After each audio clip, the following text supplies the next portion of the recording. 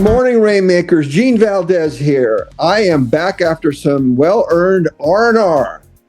I have produced a show this month that I think, in my opinion, is critical to your success. I'm entitling this show Marketing Strategies That Really Create New Customers. What a concept, right? Let me dismiss a myth right now.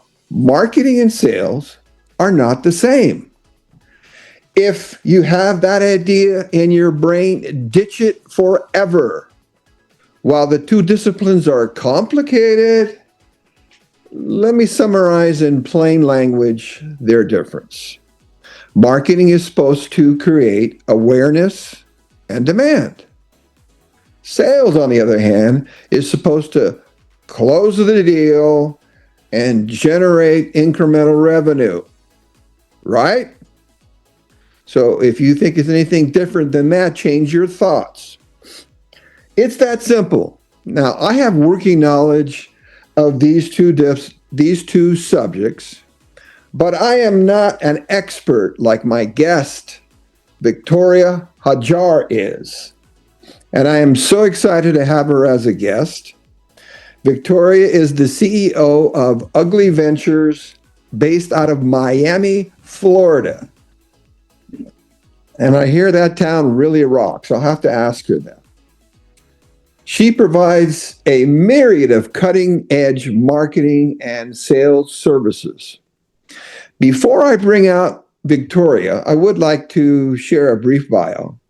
Victoria is also a podcast host. She produces her own show called the Scalable Marketing Machine. I love that name. She is a graduate of Fordham University and speaks 3 languages: Spanish, Chinese, and English. I've been on this planet for many years. I have never met anyone who speaks those 3 languages. That just doesn't happen. Victoria works predominantly with CEOs of privately owned companies that are doing sales anywhere from 5 to 50 million. But if you're smaller than that and you're bigger than that, and she likes you, she'll take you on. All right, let's cut to the chase. Here she is, Victoria Hajjar. Thank you, Tori, for joining me on CEO to Rainmaker. That's probably one of the best intros I've ever gotten. So thank you very much. You say that to all the podcast hosts. You're not going to give any brownie points with me. Okay, Tori, I got to answer this question.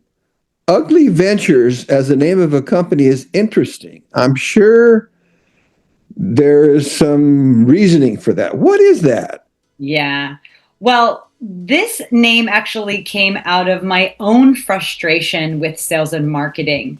You know, I spent the first probably 10 years of my career inside different growing companies, working directly with and investors. And the piece of the business that always felt the most difficult to put those pieces together for was marketing and sales. And of course, if you don't have leads to sell to, your sales team is not busy, you're not generating revenue. And so I really believe that while sales and marketing can feel like the ugliest part of your business, if you have the right systems and strategies in place, it actually is the most beautiful part of your business. So with working with CEOs and founder-led companies is really transforming this painful and frustrating piece of the business into the most joyful and exciting piece of the business. Because ultimately, if we have a predictable pipeline, a lot of our problems get solved, right? And, gotcha. You know, and you did a great definition of marketing at the top of the show. And I think that, you know, we have to understand that marketing is opportunity. And that is what we need in order to have a thriving business that has a predictable revenue system. And isn't that what we all want anyway? Okay, now I understand. So then maybe the contemporary CEO whose marketing department is not performing and it's kind of ugly, you're going to make it beautiful with all of your expertise. Now it makes sense. So I'm a quick learner. Okay. I got to ask you this question too, Victoria. Does your language skills come in handy? I gave this example in a workshop a couple weeks ago. And the workshop was some of the top entrepreneurs from Costa Rica had come here to Miami. There's an incubator. Manatech is one of our bigger incubator programs here, and a workshop to them. And I used this example. Well, it maybe language itself hasn't been terribly impactful. What I've really gained and translated into marketing campaigns is really, it's more about cultural context. Okay. So one game that I get to play with being able to speak these other languages, and mind you, I would say about 75% of my life is in Spanish, just because of living in Miami. Yeah. And what you do gain from understanding and speaking a different language is you get in on the things that are important kind of happening within the community that maybe you wouldn't be privy to if you weren't reading those text messages or those articles. So you really get kind of an insider look. And if you're marketing and selling to, or let's say you're breaking into a new market or you're going into a new country, I think it's absolutely critical that you have your sales and marketing team that are native speakers, because native speakers and you as a CEO understanding the language or having a right-hand person that can help with translating not only language pieces, it's going to make your campaigns really effective, because our marketing, and one huge part of that is our brand communication. And if you understand what is important in the context of that prospect's life in that moment, you're going to be able to hit on those messages that make sense. So I was using this example to this Costa Rican group. And the CEOs is really funny because they were saying, okay, well, they were all in this cohort because they are breaking into the US. They have their US venture. They want to start marketing to the US. And, all of them companies, a lot of B2B, manufacturing and professional services, things of this sort. Then this example, and they were saying, oh, well, Americans really love football and this is football season. So let's make some campaigns about football. And the things that they were coming up with and things that they were saying to me felt really off. Okay. And why? Is because if you're kind of going into a different culture, into a different language, and you don't have kind of deep knowledge of that, it feels maybe very disingenuous, or it just feels like you can't even describe it. It just doesn't feel right. Okay. I get it. I think that language knowledge kind of get under the hood of that cultural context. If that makes sense. So it does your linguistic skills have helped you help your company as well as your clients. Absolutely. It gives you a different point of view. Okay, so I'm going to learn how to speak Chinese and brush up on my... Duolingo is great. Duolingo is great. Speak up on my Spanish. Okay, so Victoria, as a fractional chief marketing officer and a marketing department developer, what trends are you seeing out there as you attempt to assist your CEO clients? Yeah. Well, I don't think we can talk about trends without touching on AI. Okay. I think there's a lot of excitement, and I think that there's a trend among smart CEOs to want to start implementing AI agents and agentic AI into functions of their business. Okay, makes sense. Customer service and marketing tend to be the first areas where folks like to play with this. Okay. It's a somewhat of a closed container that you can do some great experimenting, like chatbots, for example, or, social media agents that can help with some of the content strategy. So I'm working with CEOs to help formulate the strategies for bringing AI into their marketing departments. The first thing that we do that is the critical step in all of this is making sure that we have a sound, strong foundation for the strategic piece of the marketing and the brand communication strategy. Because it's not, again, if you're going to be bringing on an AI agent, you have to think of onboarding them just like you would an employee. Okay. They're going to need that context of your business and who you serve to be able to correctly. And in order to get to that step, you have to have that step before done. You have to have a current strategy in place for those two pieces that are very important. The brand communication strategy. So really, what are the values? What are the pillars of your brand? What is the profile of your ideal client? And then a sound strategy for your marketing growth program, right? Or you can call it your client journey, but that agent needs to understand all of those pieces before being trained to do the core function that they are going to be trained to do. Okay. Well, so then if I ask you a question as a layman, so would the common mistakes that CEOs are making today with regards to marketing, is it just polar opposite of what you just said?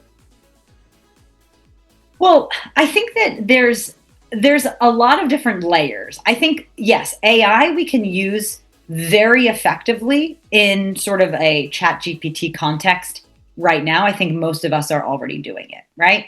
In that context, there also needs to be those foundational pieces. And so what I would say to anyone who's looking to implement AI in any way in their business, I would say really take a look at documentation that you have for communicating these strategic pieces of your marketing department. Because if they're not up to date, I think a big mistake I see is a lot of these maybe documentation doesn't exist or it's not up to date.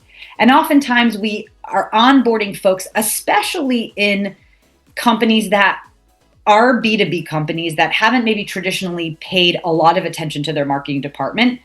Oftentimes there is that lack of documentation when it comes to, what's our key differentiators, what is the profile of our ideal client?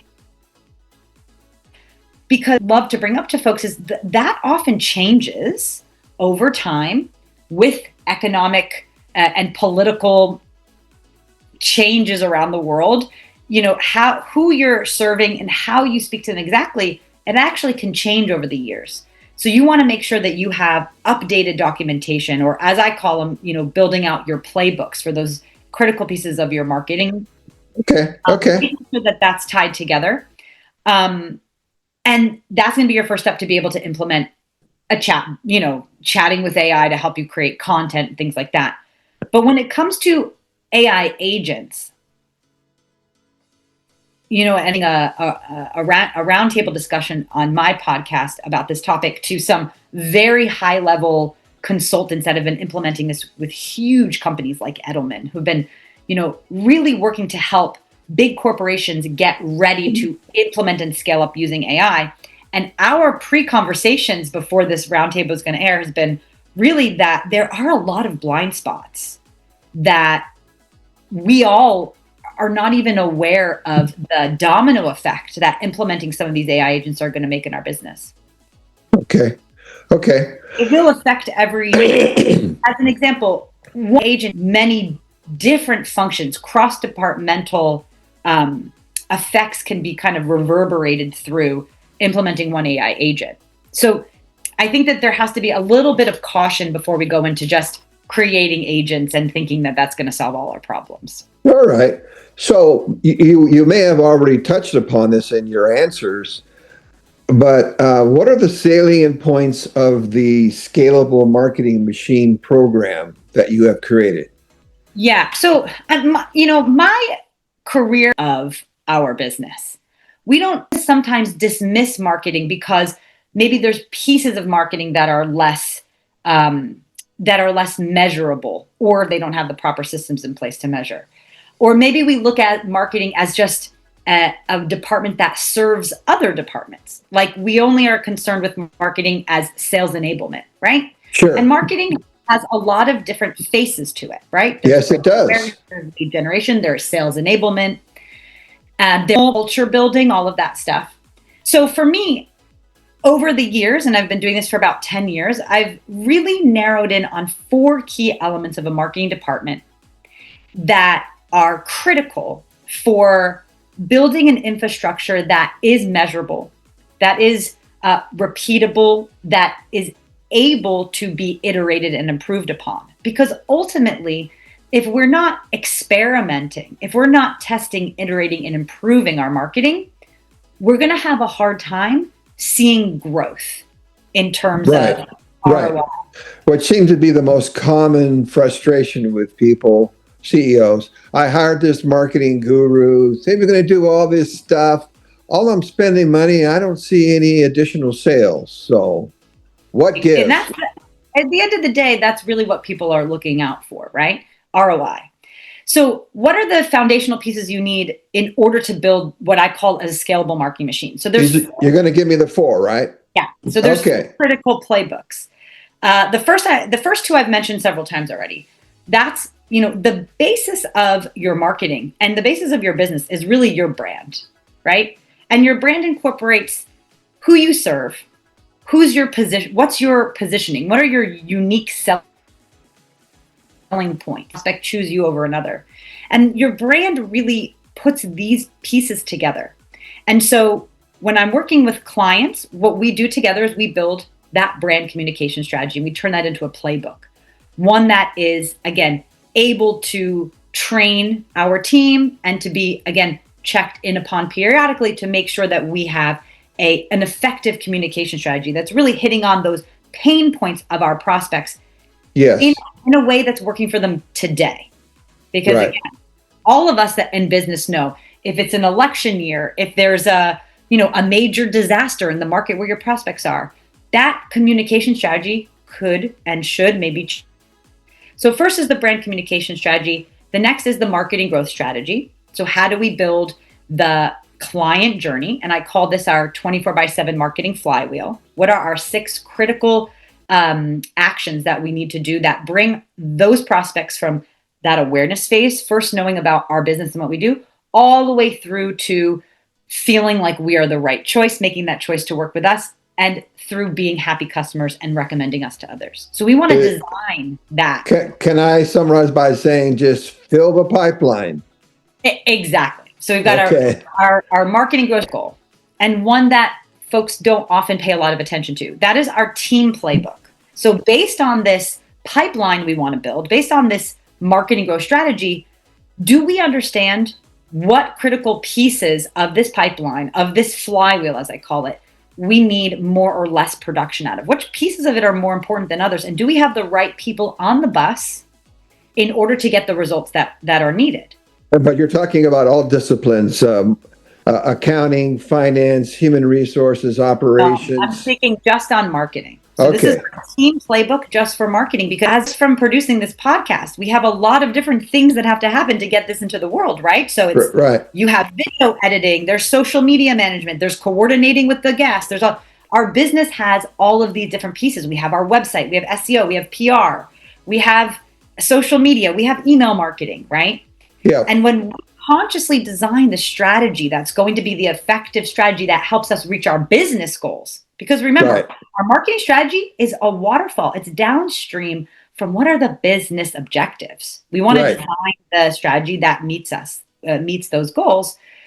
Is that we need to get clear on what we need. Again, maybe we need to make some critical investments. Maybe there are pieces of it where we don't have the right person executing and they're not getting the results. So we want to evaluate the resources we have and make sure that we have the right team in place to execute on that strategy. And we want to develop KPIs for those critical pieces of that strategy to make sure that we have a process in place for continuously evaluating the performance of our team members and making sure that they are able to get the results that are needed.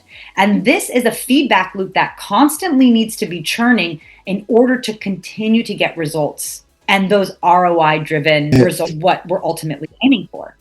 And then the last playbook is the marketing leadership playbook. And that means how do we conceptualize our marketing scorecard?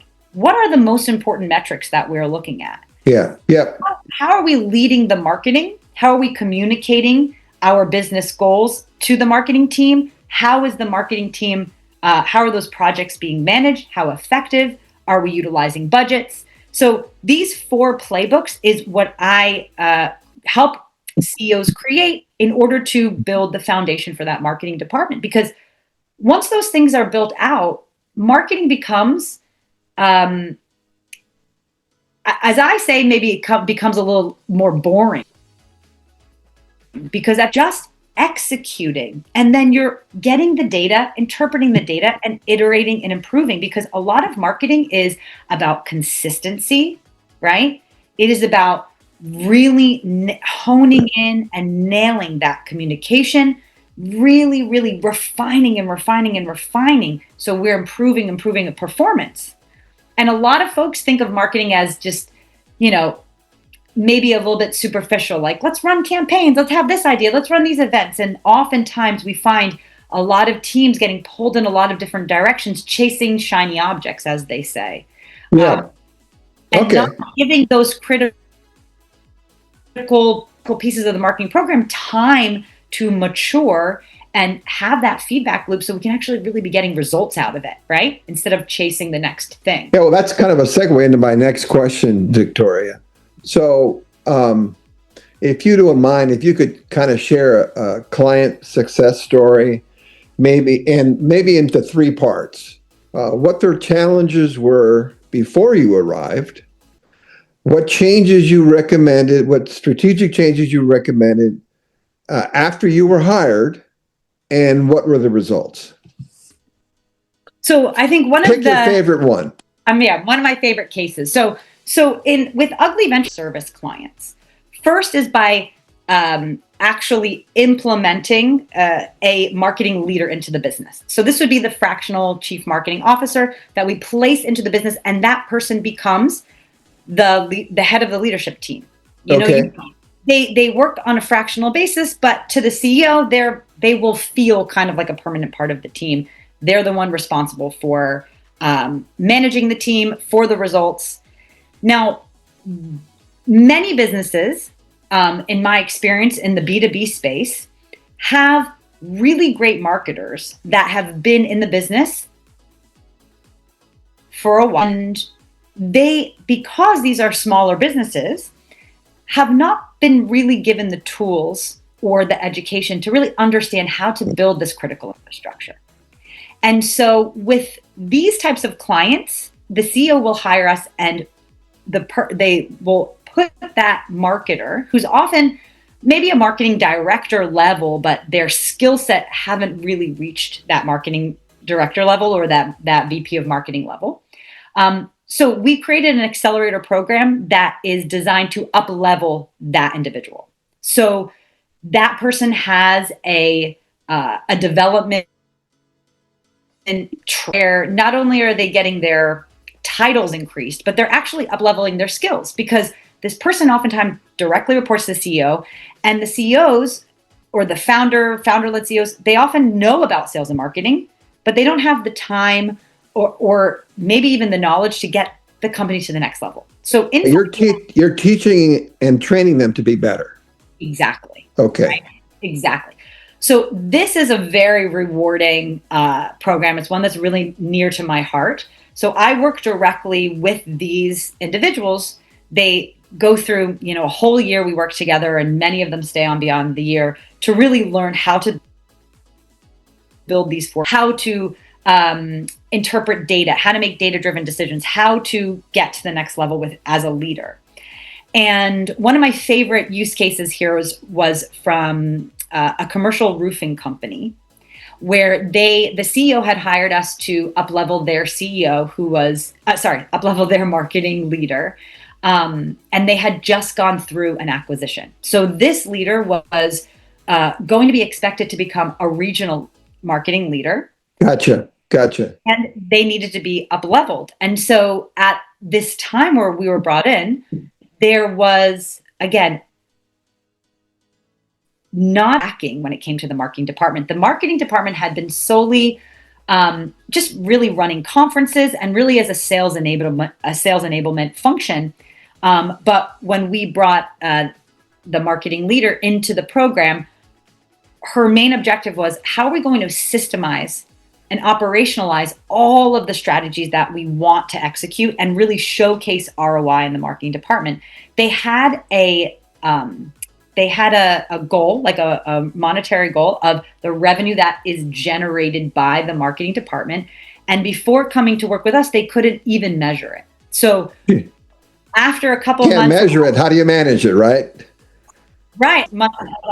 Together, we were able to put not only the marketing strategy in place that was going to give that repeatable pipeline, which is what was the missing infrastructure, because beforehand things were things would only happen if they were at a conference, right? Yeah. But we implemented, again, different strategies that were bringing in continual leads. We were able to measure those leads, and we were able to tie that back to revenue, where after about 6 to 8 months of implementing this program, they had, more than 50% reached their revenue goal that was directly tied back to the marketing program that we implemented. Several $1 million worth of opportunities in the pipeline for the sales team, again, directly tied back to the marketing. So at the end of the day, the CEO was able to understand what the value the marketing department was bringing. And even furthermore, because of the acquisition that I was working with, we were able to build these repeatable systems that, again, could be spread through the other, as part of the merger, they were able to implement this in other regions. So it gave so much. That's awesome. So let me ask you a off the street question. Hit it. If we have the most cutting edge, brilliant marketing strategy, all of the facets you just described, and the pipeline is full, if the salespeople are not closers, what happens? Do you teach the salespeople how to close the deal, or is that another area? Well, what is really so great about having a systemized process is you're able to understand very clearly where is the breakdown. Okay. So while I am not a sales coach, what we do when we're measuring things like lead to book call, we look at show rates. We look at show rates to close won or close loss. We're going to be able to identify the breaking point. And oftentimes, this is one of those sales and marketing handover pieces. Because if we have a lot of interest, we are getting, let's say, marketing qualified leads, but they're not sales qualified leads. So not enough people are actually booking the call. We know what problem to solve.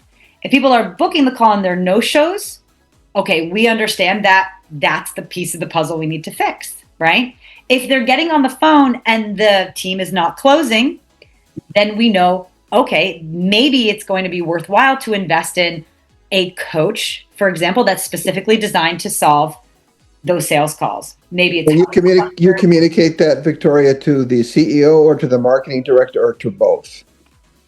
Oh, oftentimes, most of the time, I am working hand in hand with the sales director. Right. Because I have a company right now that fills the pipeline, but their sales teams are not closers. They don't know how to sell. And the company has a beautiful product, a beautiful story. So I just wanted to ask you that question. Well, as a sidebar, and we can talk about this offline, I have a few very, very talented that I've brought and worked on with projects that are specifically brought in to fix that one problem. Because oftentimes that is it, right? It's that if you do not have a sales director, and again, I think it also goes back to, and you probably see this in the financial side, it goes back to these companies that are between this 5 and 40 million in revenue, listen, we're not working with Coca-Cola. It's not corporate here. So a lot of times the team members, again, they're good, they're loyal, they're growth minded. They're and we want to give our good people opportunities to grow. But sometimes as businesses grow and get to the next level, we have to upskill the folks. So maybe someone finds themselves in a sales director position, but they don't not have the tools to be able to perhaps double down and really refine that sales call process. Right. No, because how they were a salesperson themselves. It doesn't mean that they're going to be a good sales leader. Same with marketing. And I don't think it's whether, I mean, I don't believe that someone's either a natural born leader or not. I think a lot of these skills are transferable and they're able to be taught.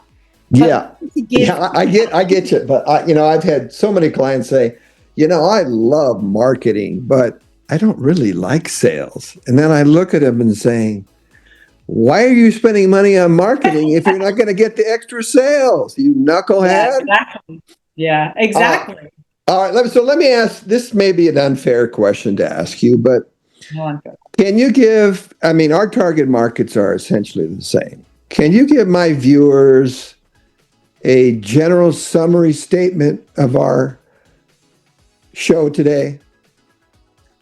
I would say, today, this show, or my purpose with coming onto the show is really showcase to CEOs that we tend to feel like a lot of frustration around marketing. We may think that it's fun because there is some very fun elements of it. But if we're frustrated by the fact that the leads and the revenue is not churning and the ROI is unpredictable, what I would love you to communicate, or the most important piece here, is oftentimes it's not that your people aren't good enough, right? Okay. It's simply because you don't have the proper strategy and systems in place to be able to set your team up for success. And if we have a team that, even if they've been with the company a long time, but their skill set is more junior than is needed. Okay. Action is find a way to get them up leveled, either with working with someone like me or finding a course or a consultant to come in, because many really smart CEOs that I've worked with, this is a very common practice, but it's something that if you don't have a network or community of CEOs that that are doing this practice, sometimes it feels like we have to hold everything ourselves. I got you. Okay. So unfortunately, Victoria, we're running out of time. But one of the most important things I wanted to ask you is, this is all fascinating to me. The marketing, to me, business is marketing, but that's just me, even though I'm a finance guy. Yeah. What's the best way for a prospect to get a hold of you? So I love LinkedIn. That's where I spend most of my time. Okay. So please connect with me at Victoria Hajjar on LinkedIn. I'm always sharing a lot of case studies and good ideas for how to organize, systemize, strategize your marketing, and build those scalable marketing machine for your business. So DM me if you have a question on any of these pieces. I would be happy to chat with you about what you're facing. Because oftentimes some things fall unlocked just with a simple DM conversation. And they don't have to be Chinese or Spanish. Nope. Any language you prefer. You're an equal opportunity helper. Exactly. Absolutely. Okay. So anyway, Victoria, I want to thank you for coming on. We could talk for hours, and I know we just it's just the tip of the iceberg of your knowledge, and but your message is so strong. But I want to thank you so much for coming on, and maybe we can do it again. And if I'm ever in Miami, and you gotta come. I got to rock and roll, I'll look you up. Listen, it's very cold in Canada. You got to get down here. There's a lot of Canadians, and come December, January, you all come down here. Absolutely. Wow. Okay. Well, anyway, so thank you very much, and I will see you someday. Thank you so much for having me on. It was a pleasure. Okay. So, Rainmakers, that's a wrap.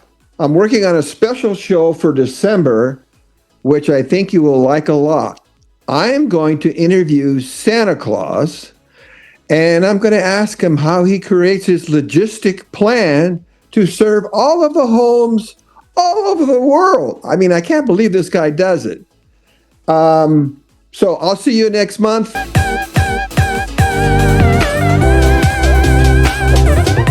This has been CEO to Rainmaker with Gene Valdez. To find out more, like us on Facebook, LinkedIn, and follow us on Instagram, TikTok, and Twitter. If you have questions, email the show. Find that link and others in the show notes. Thanks for listening, and join us again next time.